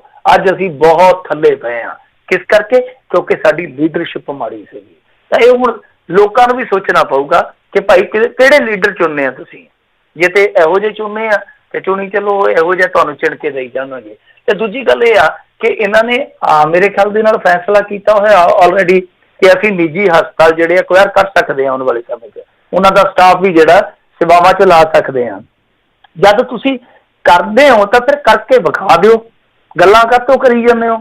ਤਾਂ ਜਿਹੜੇ ਨਿੱਜੀ ਹਸਪਤਾਲ ਹੈ ਜਾਂ ਉਹਨਾਂ ਦੇ ਨਾਲ ਘੱਟੋ ਘੱਟ ਟਾਈ ਅਪ ਰੱਖੋ ਕਿ ਹਾਂ ਭਾਈ ਤੁਹਾਨੂੰ ਕੰਮ ਹੈ ਜਿਹੜਾ ਨੋ ਪ੍ਰੋਫਿਟ ਨੋ ਲਾਸ ਤੇ ਕਰਨਾ ਪਊਗਾ, ਨਹੀਂ ਤਾਂ ਫਿਰ ਅਸੀਂ ਇਹਨਾਂ ਨੂੰ ਓਵਰਟੇਕ ਕਰ ਲਵਾਂਗੇ, ਜੋ ਮਰਜ਼ੀ ਕਰੀ ਚੱਲਿਓ ਮੁੜ ਕੇ। ਠੀਕ ਹੈ ਨਾ, ਕਿਉਂਕਿ ਤੁਹਾਡੇ ਕੋਲ ਕਾਨੂੰਨ ਆ, ਤੁਹਾਡੇ ਕੋਲ ਅਥਾਰਟੀ ਆ, ਤੁਹਾਡੇ ਕੋਲ ਹੱਕ ਆ। ਤੁਸੀਂ ਇਸ ਤਰ੍ਹਾਂ ਕਰ ਸਕਦੇ, ਸਾਰੇ ਇੰਡੀਆ ਦੇ ਹਸਪਤਾਲ ਤੁਸੀਂ ਐਕਵਾਇਰ ਕਰ ਸਕਦੇ ਹੋ ਇੱਕ ਵੇਲੇ, ਜੇ ਸਰਕਾਰਾਂ ਚਾਹਣ। ਕਿਉਂਕਿ ਆਂਧਰਾ ਦੇ ਵਿੱਚ ਆਲਰੇਡੀ ਇੱਦਾਂ ਹੋ ਚੁੱਕਾ ਵਾ, ਕਈ ਹੋਰ ਸੂਬੇ ਜਿਹੜੇ ਉਹ ਤਿਆਰੀ ਕਰੀ ਬੈਠੇ ਆ। ਤੇ ਕਿਉਂ ਢਿੱਲਿਆ? ਜਾਂ ਤੁਸੀਂ ਕਹੋ ਕਿ ਹਾਂ ਭਾਈ ਨੋ ਪ੍ਰੋਫਿਟ ਨੋ ਲਾਸ ਤੇ ਤੁਸੀਂ ਕਰੀ ਚਲੋ। ਹੁਣ ਦੇਖੋ ਇਲਾਜ ਮੈਨੂੰ ਨਹੀਂ ਸਮਝ ਆਉਂਦੀ ਕਿ ਮਾਈ ਨੂੰ ਕੀ ਕਸਤੂਰੀ ਖਵਾਉਂਦੇ ਰਹੇ, ਇਲਾਜ ਤੇ ਹੈ ਹੀ ਨਹੀਂ ਜਦੋਂ ਕਰੋਨਾ। ਇੱਕ ਟੇਕ ਕੇਅਰ ਕਰਨੀ ਹੈ ਨਾ, ਕੀ ਆ ਵੱਧ ਤੋਂ ਵੱਧ ਮੰਨ ਲਓ ਬੈੱਡ ਦੇ ਦਿੱਤਾ ਹੋਊਗਾ, ਏਸੀ ਲਾ ਦਿੱਤਾ ਹੋਣਾ, ਮਾਈ ਨੂੰ ਕੋਈ ਟੈਲੀਫੋਨ ਲਾ ਦਿੱਤਾ ਹੋਣਾ, ਕੋਈ ਉੱਥੇ ਟੈਲੀਵਿਜ਼ਨ ਲੱਗਾ ਹੋਊਗਾ, ਹੋਰ ਕੀ ਲਾਇਆ ਹੋਊਗਾ। ਵੈਂਟੀਲੇਟਰ ਤੇ ਸ਼ਾਇਦ ਕੋਈ ਇੱਕ ਅੱਧਾ ਦਿਨ ਲਾਇਆ ਹੋਵੇ, ਪਰ ਪਹਿਲੀ ਗੱਲ ਵੈਂਟੀਲੇਟਰ ਤੇ ਨਹੀਂ ਗਈ ਹੋਣੀ ਮਾਤਾ।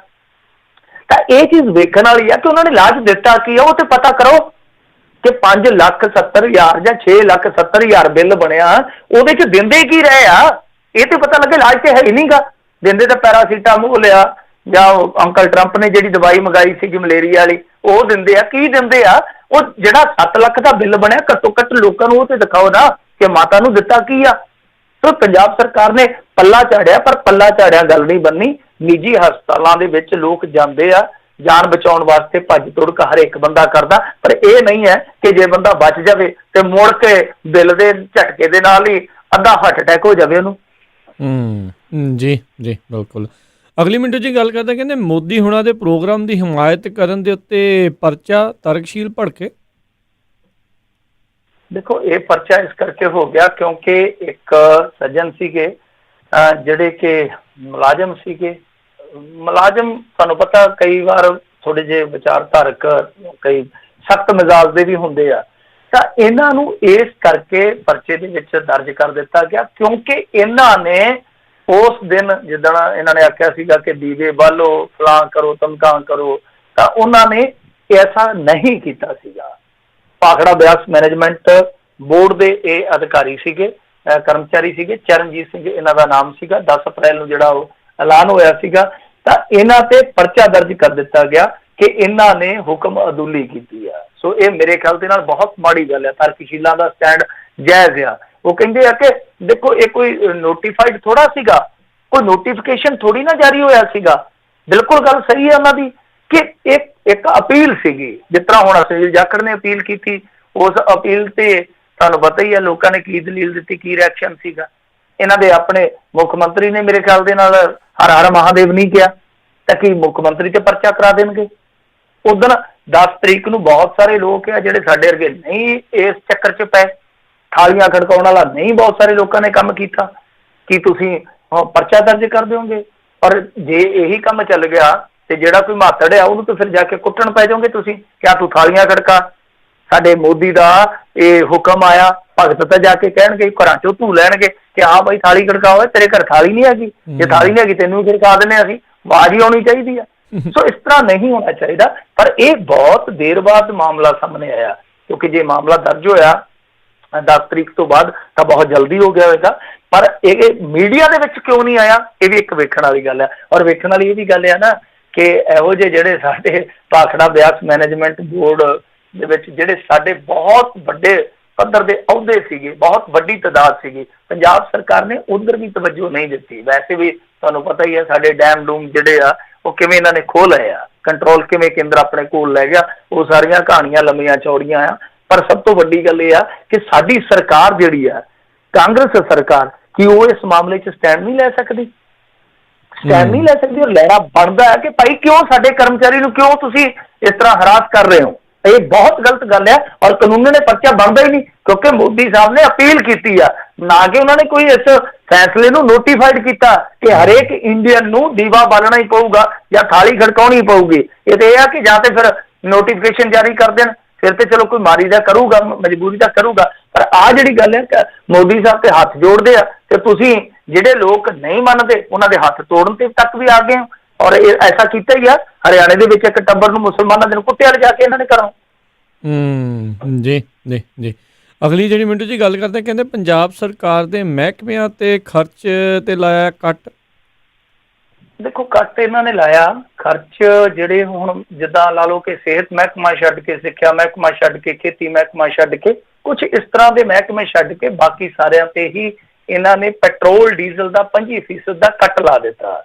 ਕੱਲਾ ਪੈਟਰੋਲ ਡੀਜ਼ਲ ਦਾ ਹੀ ਨਹੀਂ, ਮਤਲਬ ਕਿ ਇਸ ਖਰਚੇ ਦਾ ਹੀ ਨਹੀਂ, ਇਸ ਤੋਂ ਇਲਾਵਾ ਜਿਹੜਾ ਬਜਟ ਸੀਗਾ ਸਾਡਾ ਉਹਦੇ ਵਿੱਚੋਂ ਵੀ 1625 ਕਰੋੜ ਰੁਪਈਆ ਜਿਹੜਾ ਉਹ ਕਟੌਤੀ ਦੇ ਵਿੱਚ ਕਰ ਦਿੱਤਾ ਇਹਨਾਂ ਨੇ। ਮਤਲਬ ਕਿ 1625 ਕਰੋੜ ਰੁਪਈਆ ਜਿਹੜਾ ਉਹ ਇਹਨਾਂ ਨੇ ਬਜਟ ਦਾ ਵੀ ਘੱਟ ਕਰ ਦਿੱਤਾ, ਉਹਦੇ 'ਚ ਵੀ ਕਟੌਤੀ ਕਰ ਦਿੱਤੀ ਆ।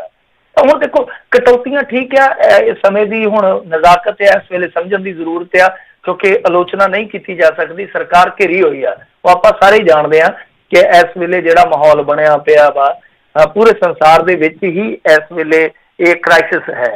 ਇਸ ਵੇਲੇ ਆਪਾਂ ਨਹੀਂ ਕਹਿ ਸਕਦੇ ਕਿ ਹਾਂਜੀ ਇਸ ਤਰ੍ਹਾਂ ਦੀਆਂ ਕੋਸ਼ਿਸ਼ਾਂ ਨਹੀਂ ਕਰਨੀਆਂ ਚਾਹੀਦੀਆਂ। ਚਲੋ ਮੈਂ ਕਹਿੰਦਾ ਕਿ ਜਿੰਨਾ ਵੀ ਵੱਧ ਤੋਂ ਵੱਧ ਕੀਤਾ ਜਾ ਸਕਦਾ ਆਪਣੇ ਆਪ ਨੂੰ ਬਚਾਉਣ ਵਾਸਤੇ ਉਹ ਕਰਨਾ ਚਾਹੀਦਾ। ਪਰ ਗੱਲ ਤੇ ਇਹ ਹੈ ਕਿ ਜਿੱਥੇ ਕੱਟ ਲਾਉਣ ਦੀ ਜ਼ਰੂਰਤ ਆ, ਜਿੱਥੇ ਸੱਟ ਲਾਉਣ ਦੀ ਜ਼ਰੂਰਤ ਆ, ਉੱਥੇ ਕਿਉਂ ਨਹੀਂ ਕੀਤਾ ਜਾ ਰਿਹਾ?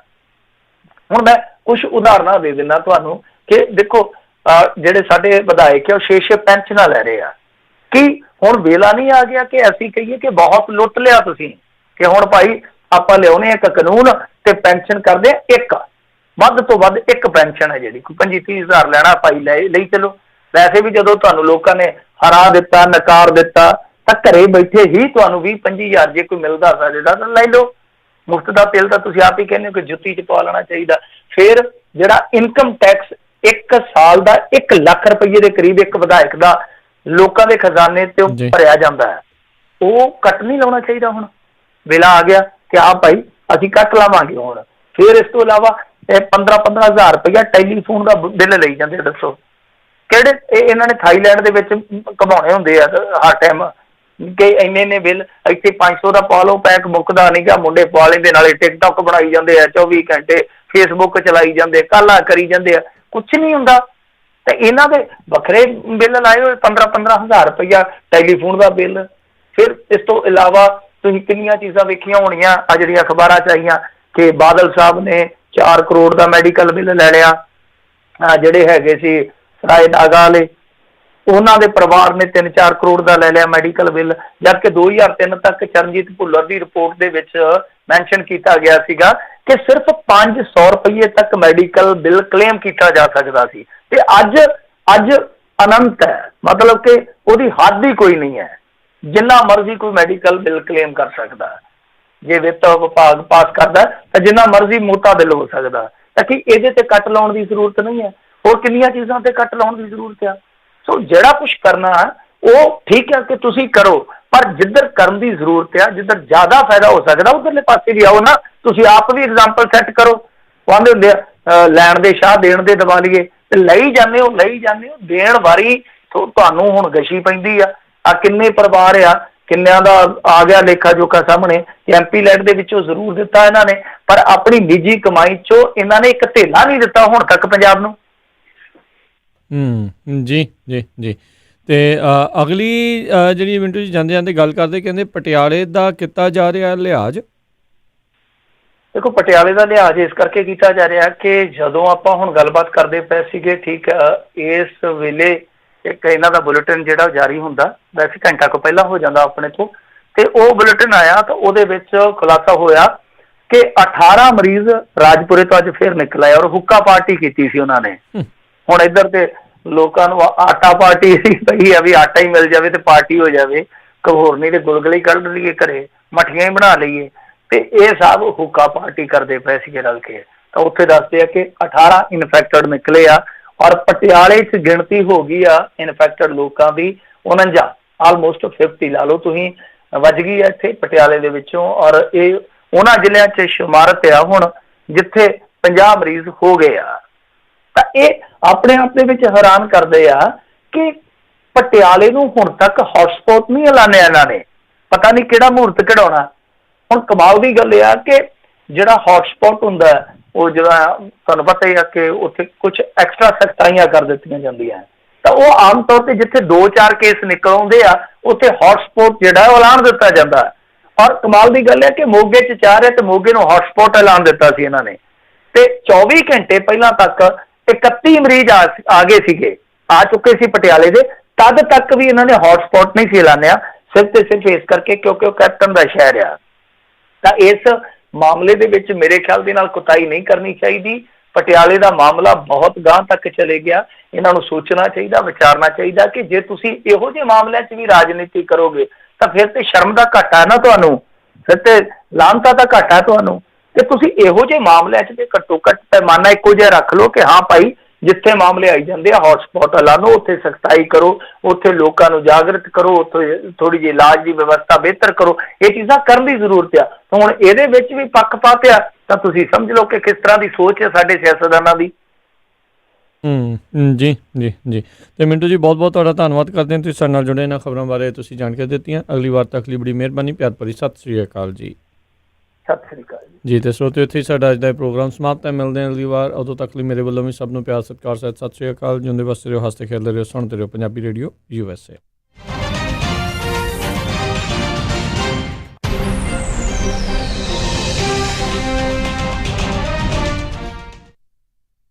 ਤੁਸੀਂ ਸੁਣ ਰਹੇ ਹੋ Punjabi radio USA, KOBO Yuba city 1450 AM, KIID Sacramento 1470